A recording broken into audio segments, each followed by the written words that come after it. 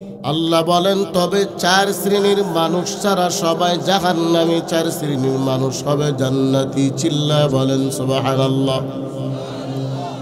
ওই শ্রেণীর মানুষ জান্নাতি, বাকি সবগুলো হবে জাহান্নামী। চার শ্রেণীর মানুষের মধ্যে কারা? বলে তোমরা নরসিংদী ২৫০০-এর মানুষগুলো জাহান্নামী। বলে না না, তারা জাহান্নামী না।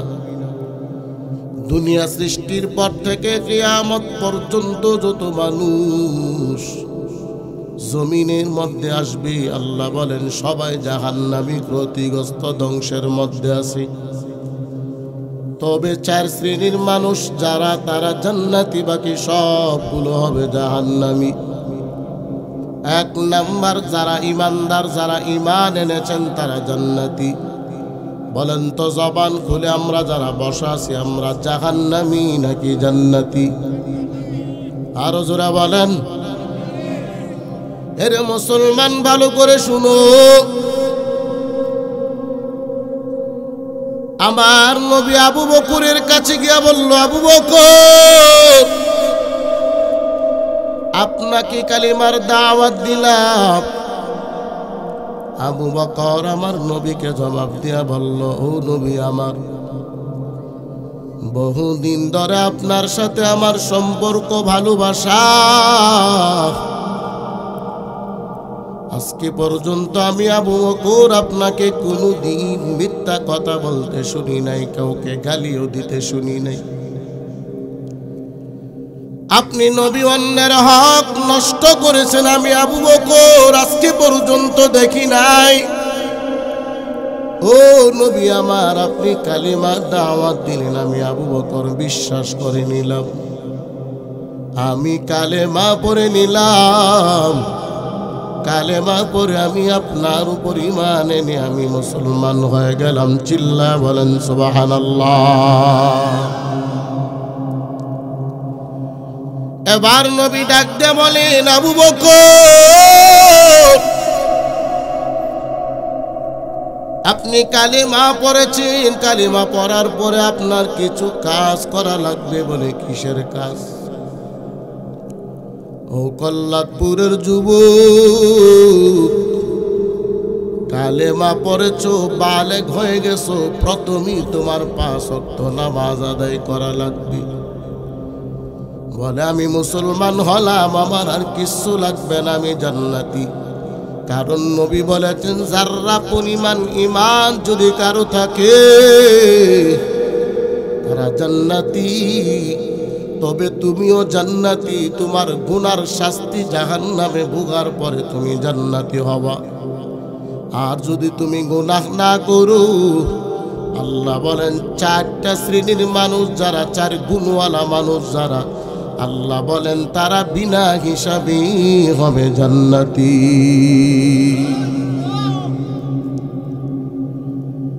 এবার আবু বকরকে আমার নবী কালিমার দাওয়াত দিয়ে আবু বকর কালিমা পরে মুসলমান হয়ে গেল। আবু বকর মক্কার বাজারের বড় কাপড় ব্যবসায়ী গেলেন, দোকানের মধ্যে কাপড় ব্যবসা করবেন।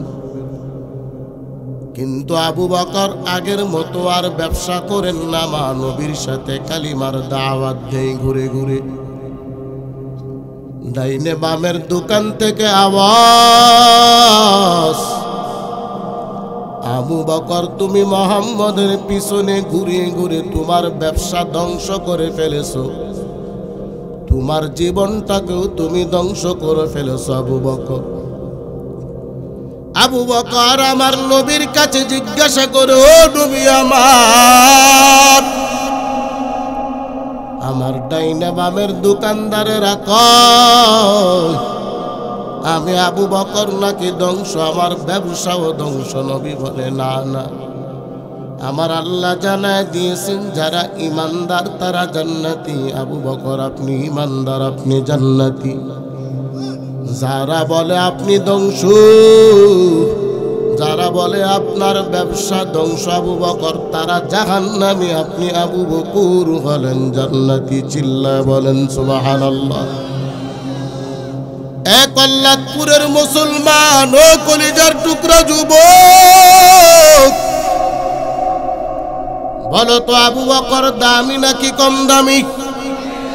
আর হুজুরে বলেন কেমন দামি জানো? আম্মা জান আয়েশা আমার নবীর ডাক দিয়া কয়, ও নবী আমার আকাশের মধ্যে তো তারকাগুলো দেখা যায়, তারকাগুলো গণনা করা সম্ভব কিনা? আমার নবী আকাশের দিকে তাকাইয়া কয়, এরে আয়েশা এতগুলো তারকা গণনা করা সম্ভব হবে না, কারণ অগণিত অসংখ্য তারকা। আম্মা জান আয়েশা বলে, নবী আমার তারকাগুলো গণনা করা যেমন সম্ভব না, আপনার কোন সাহাবী আসেনি যার আমলগুলো গণনা করা সম্ভব হবে না। নবী ডাক দেয়া কয়, আয়েশা আমার সাহাবী হযরতে ওমরের আমল এত বেশি গণনা করা সম্ভব হবে না। আম্মা জান আয়েশার চেহারাটা মলিন হয়ে গেছে। নবী ডাক দেয়া কয়, আয়েশা আপনার চেহারাটা কেন মলিন? আমি নবী কিন্তু জানি। আম্মা জান বলে, আপনি কিভাবে জানেন আমার মন কেন কালো হলো? নবী কই, তুমি ভেবেছো আমি তোমার বাবার নাম আবু বকরের নামটা বলবো সবচাইতে আমলওয়ালা, ওমরের নামটা শুনতে দেরি, তোমার চেহারাটা কালো হইতে দেরি হয় নাই রে আয়েশা। তবে তুমি শুনিয়া নাও, গোটা দুনিয়ার সব মানুষের আমল যদি এক পাল্লায় রাখা হয়, আর তোমার বাবা আবু বকর আমি নবীর সঙ্গে মক্কা থেকে মদিনায় হিজরতের 3 দিনের আমল যদি এক পাল্লায় রাখা হয়, আল্লাহর কসম তোমার বাবা আবু বকরের আমল গোটা দুনিয়ার মানুষের চাইতে আল্লাহর কাছে দামি। আরো জোরে কন্যা সুবহানাল্লাহ। কুল ইন্না সালাতি ওয়া নুসুকি ওয়া মাহিয়ায়া ওয়া মামাতি লিল্লাহি রাব্বিল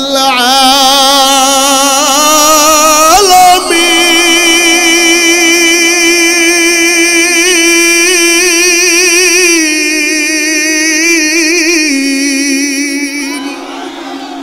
এ কালামে জিন্দা কুরআনে হাকিম, হিকমতে উলায়া জালাস তু কদিম, সাইয়্যিদুল কাওনাইন খাতমুল মুরসালিন, আখিরামদ বুদ ফখরুল আউয়ালিন, শুদ্ধ ওয়াজুদাস রহমাতাল লিল আলামিন, মসজিদে ও শুদ্ধ হামারা এ জমিন। চিল্লা বলেন সুবহানাল্লাহ। এ মুসলমান, আবু বকর কেমন দামি জানো? আমার নবী যে আবু বকরকে ডাক দেয়া কয়, রে আবু বকর, আমার আল্লাহ আমাকে হিজরতের কথা বলেছে। আবু বকর আপনি রেডি থাকবেন, আমি আপনার নিয়ে মদিনায় হিজরত করব।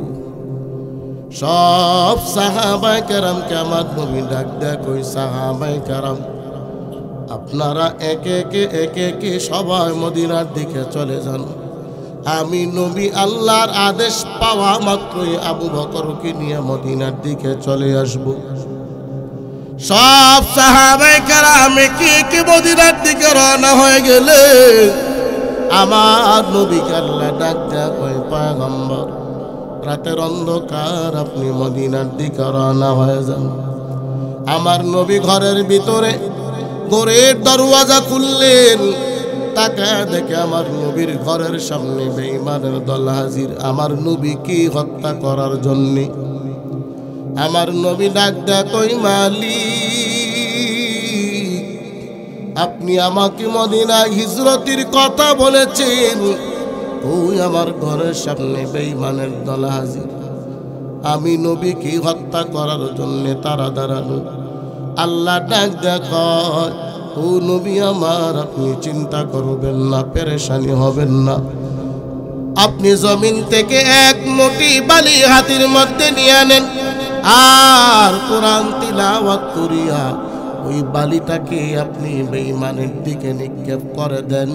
আমি আল্লাহ ওয়াদা দিলাম, বেঈমানের সবার চোখের সামনে আমি পর্দা ফালায় দেব, একজনও আপনি নবীরে দেখবে না। আমার নবী আবার ওই বালি হাতে নিয়ে কোরআন তিলাওয়াত করে বালির মধ্যে ফু দিয়া বেঈমানের দিকে নিক্ষেপ করে দিলেন। বেঈমানের দলের চোখের সামনে আল্লাহ পর্দা ফালায় দিছেন। আমার নবী ঘর থেকে বাহির হয়ে গেলেন, আলীকে নবীর বিছানায় শুয়াইয়া। আমার নবী আবার হাঁটতে হাঁটতে আবু বকরের ঘরের দরওয়াজার সামনে হাজির। এরে আবু বকর, ঘরের দরওয়াজা খুলো। আবু বকরকে একটা ডাক আমার নবী দিতে দেরি। আমার নবীর ডাকে আবু বকর লাব্বাইকা ইয়া রাসূলুল্লাহ জবাব দিতে দেরি না। আমার নবী কই আবু বকর, আপনি কি রাতের বেলা ঘুমান নাই? আবু বকর কই নবী আমার, আপনি বহুদিন আগে আমি আবু বকরকে বলেছিলেন আমি আবু বকর আপনার সাথে মদিনার সফর সাথী হব। ও নবী, আল্লাহর কসম, আজকে পর্যন্ত আমি আবু বকরের দুইটা চোখের পানি আমি একত্রিত করি নাই।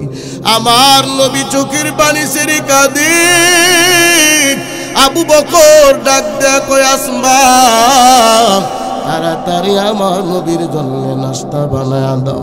নবী কয় আবু বকর, আপনার ছোট্ট মেয়ে আসমাও কি ঘুমাই না? আবু বকর কই না না, ওই দিন থেকে আমার মেয়েটাও আজকের জন্য ঘুমাই নাই। নবী আল্লাহর কাছে ডাক দেয় কই মালিক, আমি আবু বকরের ঋণ কিভাবে পরিশোধ করবো জানি না। আল্লাহ আপনি আবু বকরকে আরো দামি বানায় দেন। চিল্লায় বলেন সুবহানাল্লাহ। এবার আবু বকরকে আমার নবী কই আবু বকর চলো মদিনার দিকে। আমার নবী আবু বকরকে নিয়ে রওনা হয়ে গেলেন। হাঁটতে হাঁটতে আমার নবীজি ক্লান্ত হয়ে গেছেন। নবী ডাক দেখো আবু বকর, আমার একটু আরাম করার বিশ্রাম করার জায়গা তালাশ করে দাও। আমি নবী আর পারতেছি না সামনের দিকে আগাইতে। আবু বকর পাহাড়ের একটা গুহা, আমার নবীকে নিয়ে আবু বকর ঢুকে গেলেন। আবু বকর দুইটা পা সোজা করে আমার নবীরে কয় ও নবী আমার, আপনি আমার উরুতের উপর মাথা মোবারক রেখে আপনি ঘুমায় যান, আমি আবু বকর আপনার খেদমতি পাহারাদার হয়ে যাব। চিল্লায় বলেন সুবহানাল্লাহ। এবার আমার নবীজি আবু বকরের উরুতের উপর ঘুমায় গেলেন। আবু বকর তাকা দেখে চতুর্দিকে গর্তের ভিতরে ছোট ছোট ছোট ছোট ছিদ্র দেখা যায়। আবু বকরের গায়ের জামাগুলি ছিঁড়ে ছিঁড়ে ছিদ্রগুলো আবু বকর ডাকতে লাগলেন। শেষ বেলা একটা ছিদ্র, বড় ছিদ্র বাকি, কিন্তু আবু বকরের গায়ের মধ্যে কোনো জামা নেই। আবু বকর ভেবেছে মনে হয় ওই ছিদ্রের ভিতরে যদি কোনো বিষাক্ত সাপ থেকে তাকে আমার নবীরে দংশন করে ফেলবে। আবু বকর নিজের পা মুবারক দিয়া ছিদ্রটা ঢেকে ফেললেন। আর ছিদ্রটা যখন ডাকলেন, গর্তের ভিতরে একটা বিষাক্ত সাপ বসা। সাপটা কয় আবু বকর বহুদিন ধরে আমার নবীর চেহারা দেখার আমার আশা, আমার আকাঙ্ক্ষা। তুমি আবু বকরের জন্য আমি পারতেছি না, বারবার আমার রাস্তাগুলো তুমি বন্ধ করে দিচ্ছ। এর এই আবু বকর, একটা মাত্র রাস্তা খোলা, তুমি তোমার পা দিয়া তুমি ওই রাস্তাটাকেও বন্ধ করে দিলা। আবু বকরের পায়ে এবার সাপ দংশন করে বসলো। আবু বকরের সাথে দুশ্মনী না, সাপটা আমার নবীর চেহারা দেখার জন্য দংশন করেছে। চিল্লায় বলেন সুবহানাল্লাহ। এবার আবু বকরকে যখন সাপ কামড় দিয়া দিলেন, আবু বকরের দেহের মধ্যে বিষ ছড়ায় যাচ্ছেন।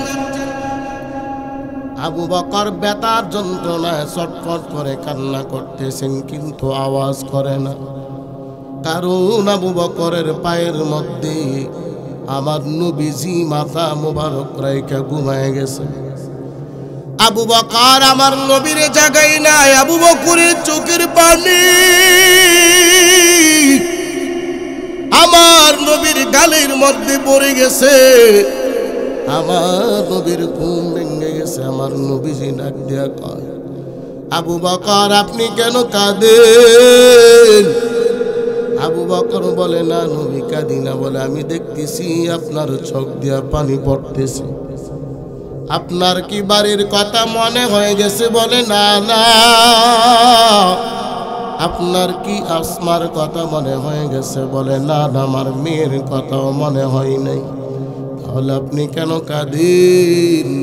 আবু বকর কই, নবী আমার এই গর্তের ভিতরে বিষাক্ত একটা সাপ আমি আবু বকরকে সবুল দিয়া দিছি। নবী কয়, আমারে কেন তুমি জাগাইলা না? আবু বকর বলে, নবী আমার আমি আপনাকে জাগাবো, আপনি নবী কষ্ট পেয়ে যাবেন, আমি আবু বকর সহ্য করতে পারবো না, এই জন্য আমি জাগাই না।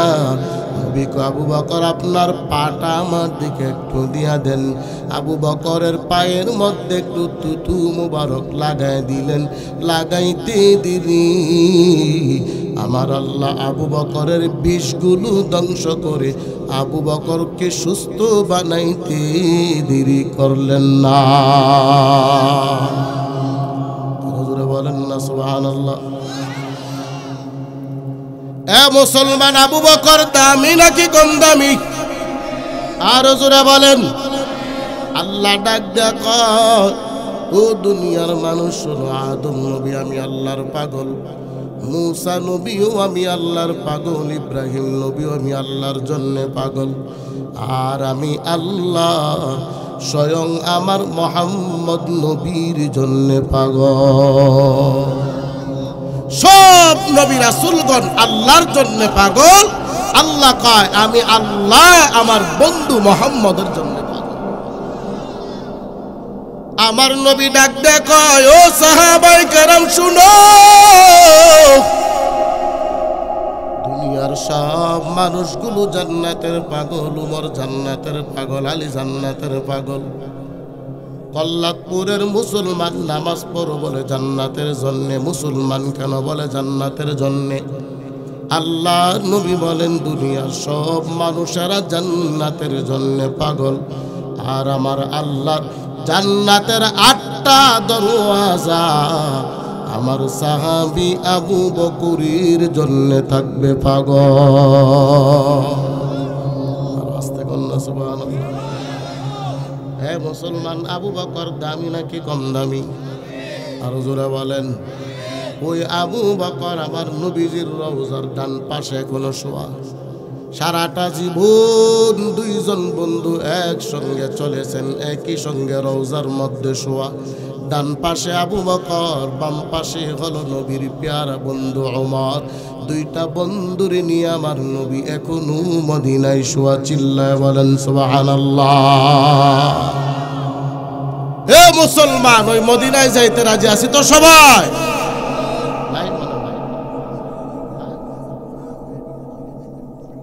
নিয়ত করলেন আল্লাহ আপনারে নিত। খারাপ লাগতেছে? আমি অবশ্য টান দিতেছি না, টান দিলে সমস্যা হবে আমার। আমি যেন নর্মালে বয়ান করতেছি, কারণ টান দিলে আমার গলা একবার হাইটা যাবে। এখন সাউন্ডের অবস্থা খারাপ।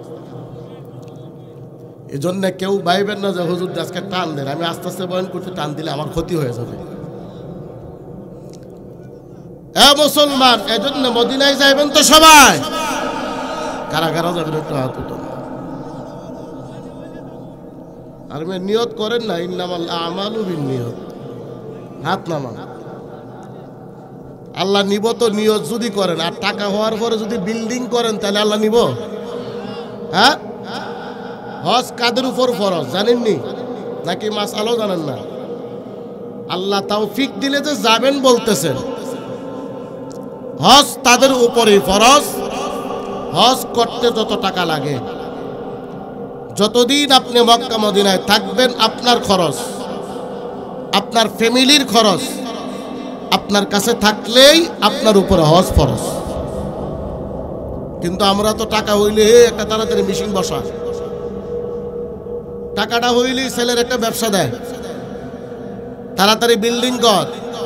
কেউ হজ করতেন না, হুজুর ছেলেটির আগে লাইনে উড়াইল, লাইনে উড়াই হজ্জে যাবেন, লাইনে উঠতে উঠতে তো আপনি শেষ। অথচ আল্লাহর নবী কি বলেন জানেন? আপনার উপর এই বৎসর হজ ফরজ হয়েছে, যদি হজ না করে আপনি যদি মারা যান হাসরের ময়দানে, আল্লাহর নবী কয় সে ইহুদি ওয়ালা নাসরানি, সে ইহুদি হয়ে মরুক, নাসারা হয়ে মরুক, আমি নবী তার দায়িত্বে নাই। বাড়িতে গিয়া কয়েন নাউজুবিল্লাহ। আবু বকর কেমন দামি জানু, আম্মা জান আয়েশা রাদিয়াল্লাহু তাআলা আনহাকে আমার নবী ডাক দেয়া কয়, ও আয়েশা, আজকে তুমি যা চাইবা আমি নবী তোমারে তাই দেব। চিল্লায় বলেন সুবহানাল্লাহ। যা চাইবো তাই দেব। আম্মা জান আয়েশা কই, নবী আমার, আমি আপনার কাছে চাবো, তবে শর্ত হলো আমি আগে পরামর্শ করব।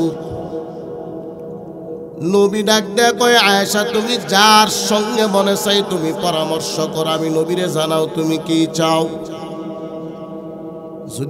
যদি কল্লাদপুরের মুসলমান হইতাম, যদি ডক্টর ইউনূস সাহেব আয়েশা কই, ও কল্লাদপুরের মানুষ, আজকে তোমরা যা চাইবা আমি সরকারিভাবে তোমরা তাই দিয়ে দেব। আমরা সবাই চাইতাম, আমি মৌলবী সহ আমরা চাইতাম, আমগরে বাড়ি দাও, গাড়ি দাও, মিশিং দাও, বেশি বেশি, কথা ঠিক কিনা বলতাম নি? অথচ নবী বলেন, আয়েশা তুমি বলো আমি নবীর কাছে কি চাও, আমি নবীর কাছে যা চাই আজকে তুমি তাই পাবা। আয়েশা দৌড় মেরে বাবার কাছে গেলেন, আবু বকর, আমার নবী আজকে আমি যা চাইব আমারে তাই দিব। আব্বা আপনি বলে দেন আমি নবীর কাছে কি চাইতে পারি। আবু বকর ডাক দেয়া কই, ও আয়েশা, নবীর কাছে গিয়া বলবা আপনি মেয়ারাজের মধ্যে গিয়েছেন, আপনার বন্ধু আল্লাহর সঙ্গে 27 বৎসর সময় আপনি কাটাইছেন। সুবহানাল্লাহ কইতেন না? কত বৎসর?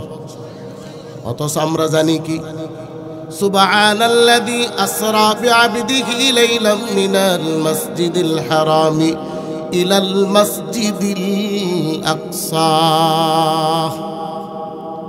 আমরা জানি কি, আমার নবীজি রাতের একটা অংশে মক্কা থেকে মসজিদ আকসা পর্যন্ত গেছেন। হাদিসের মধ্যে এমনও পাওয়া যায়, আমার নবী যাওয়ার সময় পানি দিয়ে উযু বানাইছিলেন। ওই উযুর পানিটা মেরাজ থেকে আসার পর নবীজি দেখেন পানিটা জমিনের মধ্যে গৌরাচ্ছে। চিল্লায় বলেন সুবহানাল্লাহ। আচ্ছা বলেন তো, পানিটা 27 বছর থাকবো নি? হ্যাঁ, রাতের বেলা বৃষ্টি হইলে দুপুর বেলা শেষ, কথা ঠিক কিনা? অথচ আমার নবী উযু বানাইছে, মেরাজ থেকে আসার পরে দেখে পানিটা এখনো গৌরাচ্ছে। আমার আল্লাহ ডাক দিয়া কয়, ও দুনিয়ার মানুষ শুনো, আমার বন্ধুরা আমার কাছে আনার পরে সূর্য বন্ধ, চন্দ্র বন্ধ, দিন রাত সব বন্ধ করে আমি আল্লাহ স্টপ করে দিলাম। মানুষ 27 বছর ঘুমের মধ্যে ছিল, কিছুই বলতে পারে না।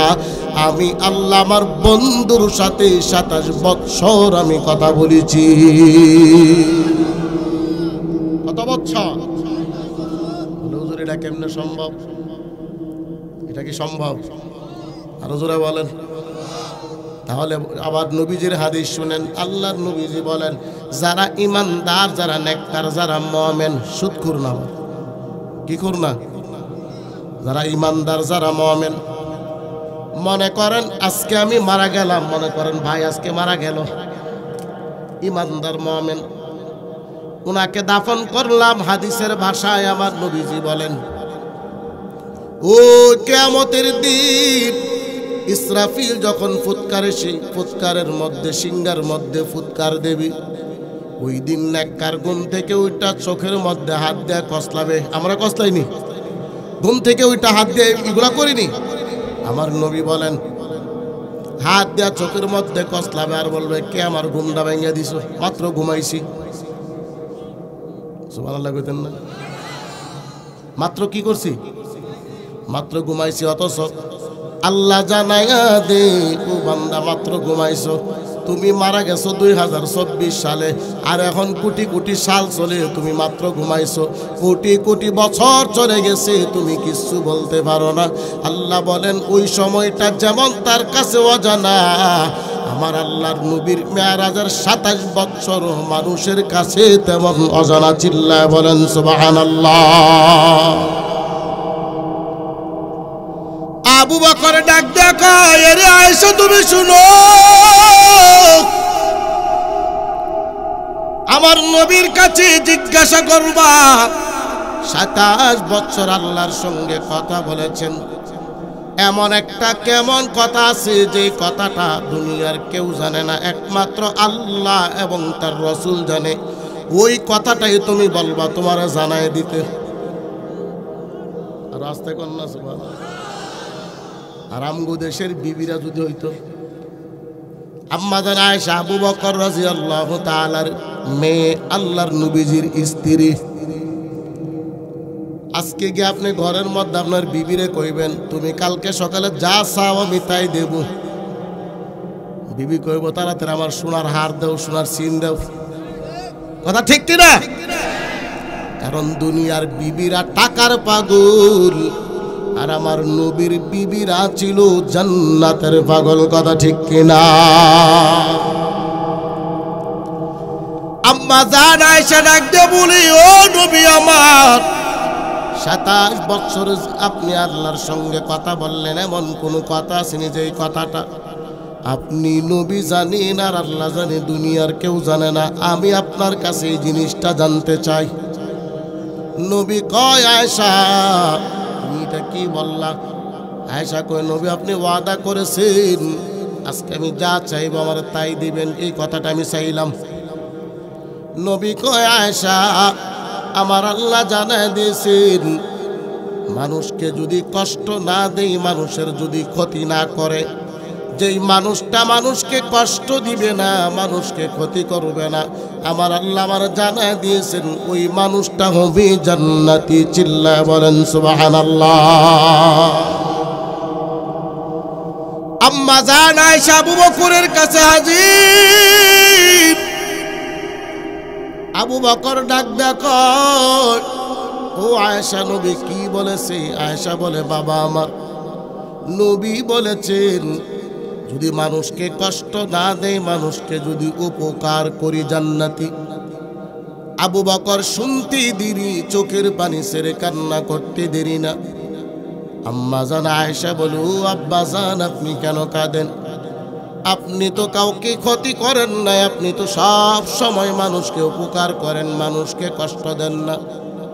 আবু বকরকে আম্মা জান আয়েশা বলে, বাবা নবীর হাদিসের অনুযায়ী আপনি আবু বকর তো জান্নাতি, কান্না করার তো কিছু নাই। আবু বকর ডাক দিয়া কয়, ও আয়েশা আমি এই জন্যে কান্না করি না। বলে, আপনি কেন কান্না করেন? বলে, আল্লাহর বিধান যেমন হালাল আছে, আবার অপর পিঠটা হলো হারাম। কথা ঠিক কিনা? এই কাজটা করলে হালাল, এই কাজটা না করলে হারাম। সুদ না খাওয়া হালাল, সুদ খাওয়াটা কি? আরো জোরে বলেন। আল্লাহ জানায় দিয়েছেন সুদ না খাইলে জান্নাতি, সুদ খাইলে কি? আরো জোরে কন। নাকি সুদ খাইলেও জান্নাতি? আবু বকর ডাক দিয়া কয়, ও আয়েশা, আমার নবী কইছেন মানুষকে কষ্ট না দিলে জান্নাতি, তবে এটার উল্টা একটা পিঠ আছে, মানুষকে কষ্ট দিলে জাহান্নামী। আমি আবু বকর বড় চিন্তায় পড়ে গেলাম। না জানি আমি আবু বকর আমার মনের অজান্তে অন্য মানুষকে কথার মাধ্যমে কষ্ট দিয়েছি, অন্য মানুষকে আমি কষ্ট দিয়েছি। আমি আবু বকর ওই কষ্ট দেওয়ার কারণে জাহান্নামে হয়ে যাব। জাহান্নামের আগুন আমি আবু বকর সহ্য করতে পারবো না।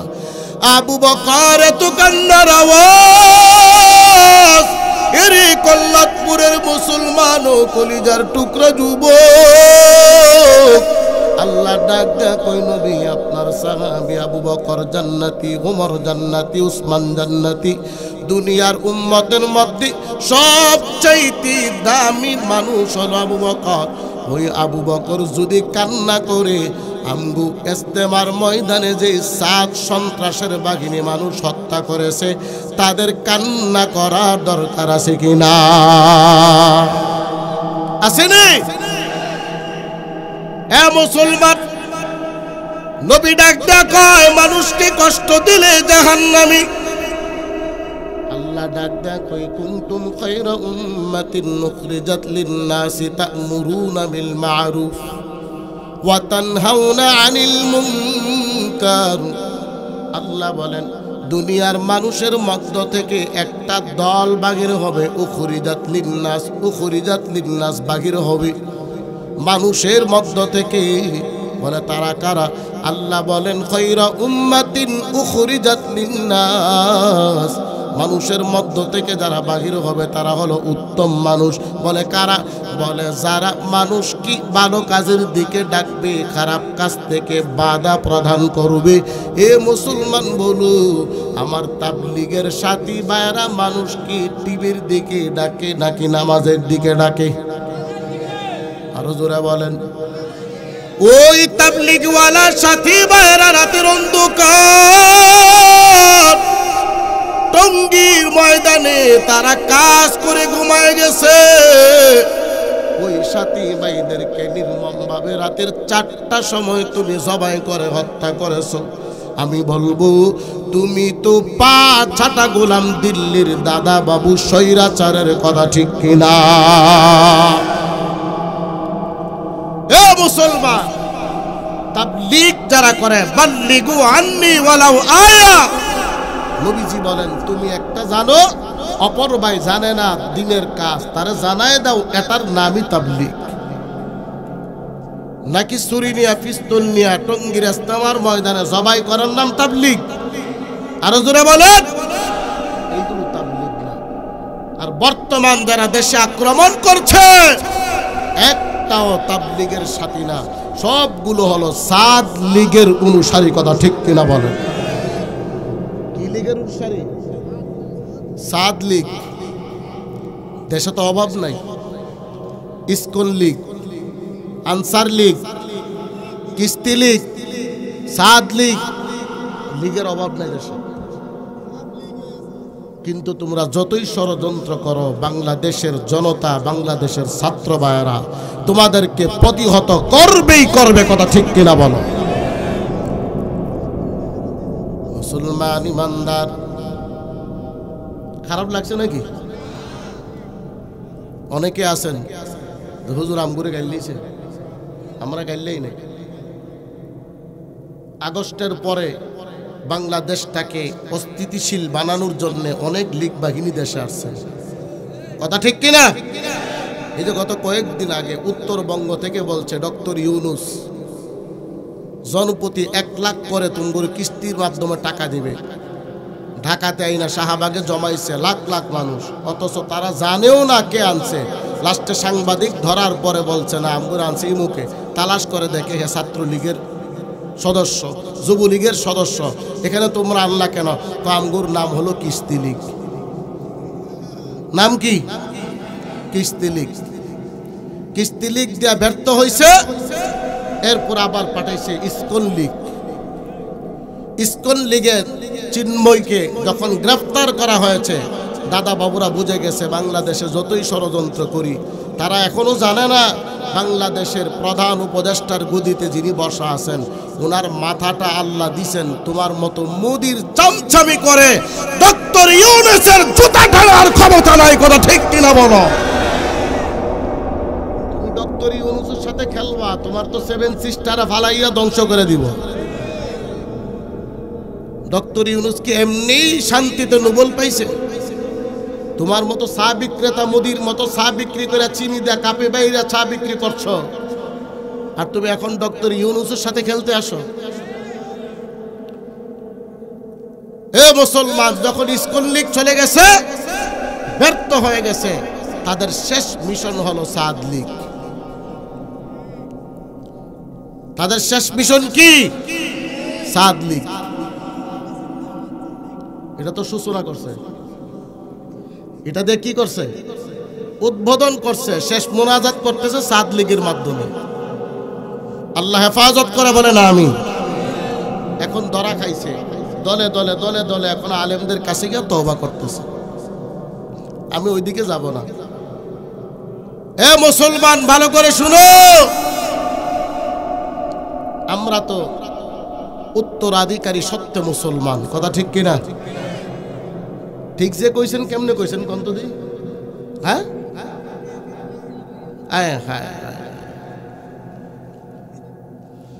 আল্লাহ বলছেন ইল্লাল্লাযীনা আমানু, যারা ঈমানদার তারা জান্নাতি নাকি জাহান্নামী?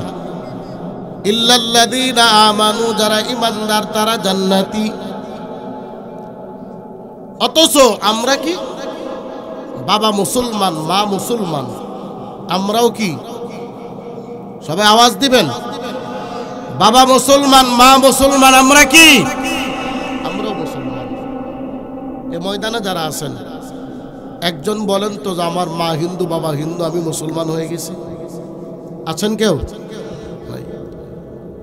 আমরা ইচ্ছা করলেও হিন্দু হইতে পারবো না আমরা, কারণ জন্মের পরই আমার মধ্যে টেক লাগে গেছে। আমি কি? আরো জোরে বলেন। কারণ জন্ম হয়েছি কার ঘরে? মুসলমানের ঘরে। যদি হিন্দু খ্রিস্টানের ঘরে সন্তান যদি কালিমা পড়ে মুসলমান হয়, তাহলে বুঝতে হবে সে কালিমার মর্ম বুঝেছে, কালিমা বুঝেছে, এজন্য সে কালিমা পড়েছে।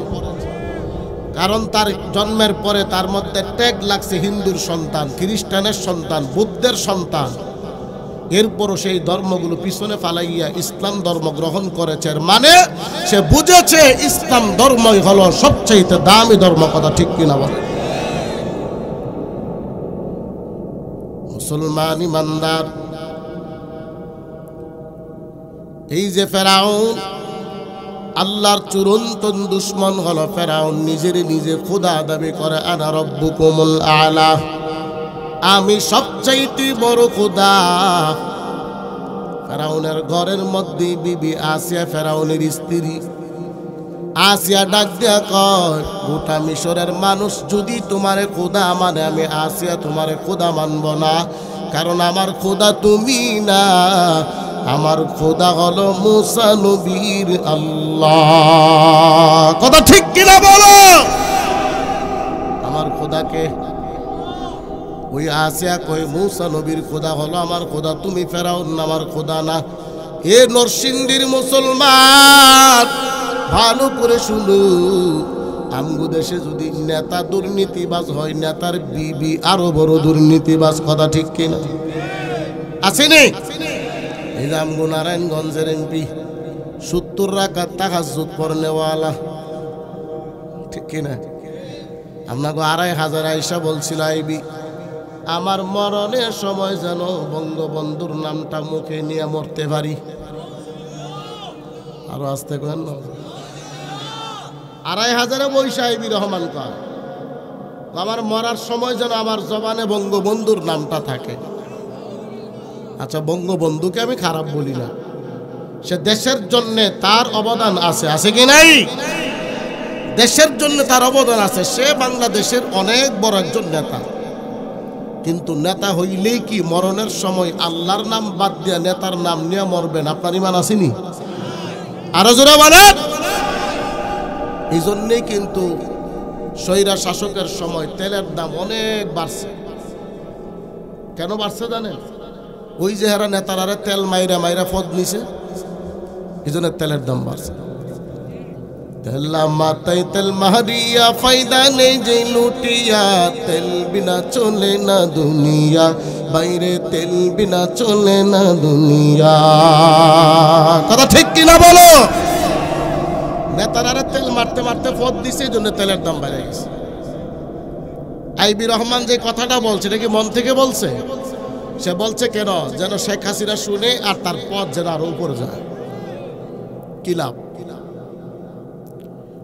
কি লাভ হলো? মুসলমান দুনিয়ার পদের জন্য যদি তোমার ঈমানটাকে নষ্ট করে ফেলো, তোমার ঈমান যদি নষ্ট করে ফেলো, তুমি দুনিয়ার ক্ষমতা দিয়ে কি করবা? এই যে শেখ হাসিনা বলছিল 2041 পর্যন্ত আমি ক্ষমতায় থাকব, এখন চলে কত? আরো বাকি আছে কত?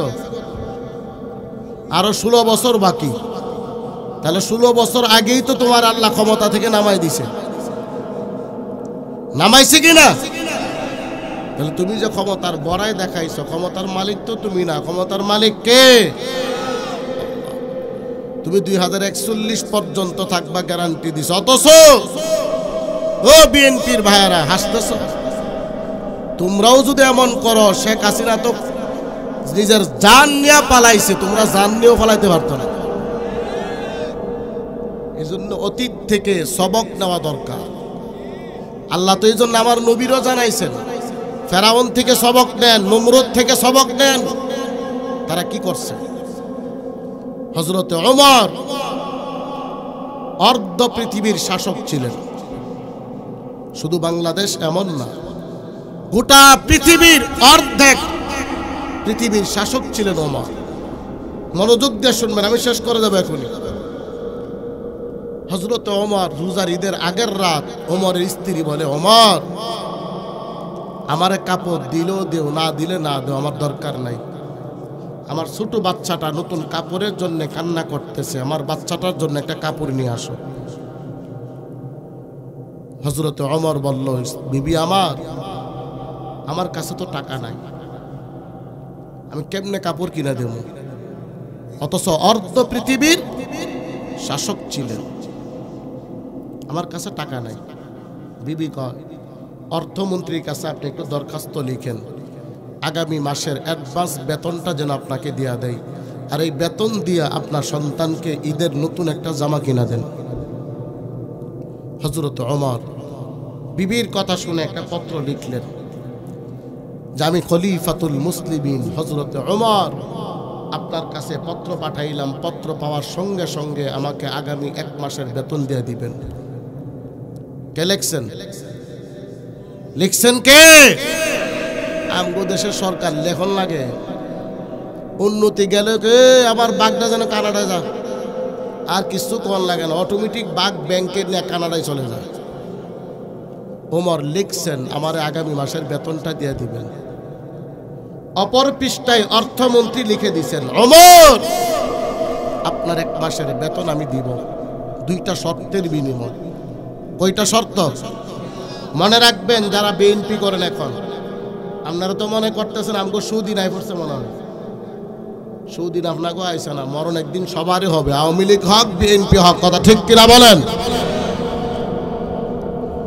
ওমরকে অপর পৃষ্ঠায় 2টা শর্ত দিছেন। কয়টা শর্ত?